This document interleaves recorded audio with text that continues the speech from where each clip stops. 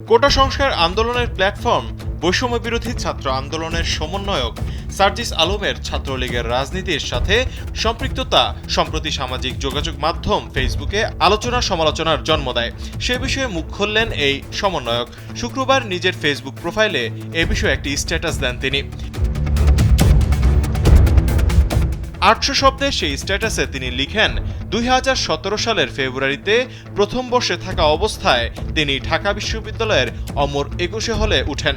ডাবির ছেলেদের হলে উঠবার একমাত্র উপায় হচ্ছে পলিটিক্যালি ওঠা। হলের সিটের ব্যাপারে প্রশাসনের তেমন কোনো হাত নেই। আপনি যে আদর্শে বিশ্বাস করেন না কেন, বর্তমানে ডাবির হলে থাকতে হলে অন্তত প্রথম, দ্বিতীয় ও তৃতীয় বর্ষে আপনাকে ছাত্রলীগ করতে হবে। ছাত্রলীগের প্রোগ্রাম গেস্টরুম করতে হবে, এটা বাধ্যতামূলক, না হলে হলে থাকতে পারবেন না আপনি।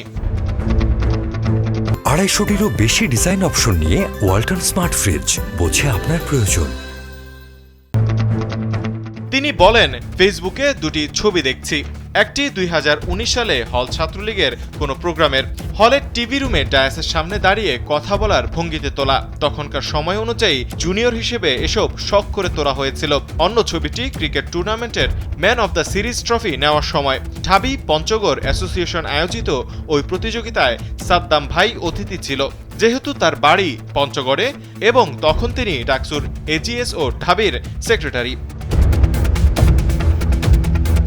২০২২ সালের এপ্রিলে সার্জিস ছাত্রলীগের রাজনীতি থেকে সরে আসেন। এর কারণ হিসেবে তিনি দুটি বিষয় উল্লেখ করেন। প্রথমত, তখন হল প্রেসিডেন্ট সেক্রেটারি থেকে আমার মাধ্যমে জুনিয়রদের জন্য যে নির্দেশ আসতো, সেটা আমার কাছেই অযৌক্তিক, অন্যায় ও জুলুম মনে হতো। যেটা আমার কাছে অযৌক্তিক, সেটা আমি কখনো আমার জুনিয়রদের উপর চাপিয়ে দিতে পারি না। সে জায়গা থেকে নিজের বিবেকবোধকে প্রায়োরিটি দিয়ে আমি ছাত্রলীগের রাজনীতি থেকে সরে আসি। দ্বিতীয়ত, যারা ১ বছর বা তার বেশি সময় ধরে আমার সাথে ফেসবুকে যুক্ত আছেন, তারা জানেন আমি বিভিন্ন ইস্যুতে সরকার ও ছাত্রলীগ নিয়ে সরকার বিরোধীদের চেয়ে কঠোরভাবে যৌক্তিক সমালোচনা করার চেষ্টা করি।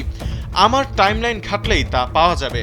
সে জায়গা থেকে হল ছাত্রলীগের প্রেসিডেন্ট সেক্রেটারি আমাকে অনেকবার রুমে এবং গেস্ট রুমে ডেকে এসব লেখালেখির জন্য সতর্ক করেন, কিন্তু কাজ হয়নি। সবশেষ হল ছাত্রলীগের কমিটি হওয়ার পূর্বে আমাকে একটি অপশন বেছে নিতে বলা হয়, লেখালেখি অথবা ছাত্রলীগ।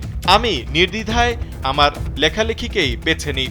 নিজের বিবেকের কাছে সত্য আর স্বচ্ছ থাকার চেয়ে আত্মিক প্রশান্তির কিছু হতে পারে না।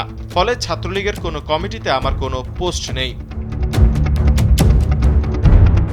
এ সময় সমালোচকদের উদ্দেশ্যে তিনি বলেন, আপনারা যারা কিছু না জেনে ২-৩টা ছবি দেখে মন মতো অনেক কিছু বলে ফেলছেন, আপনাদের সাথে ক্ষমতাসীন দলের অন্ধ ভক্তদের কোনো পার্থক্য নেই।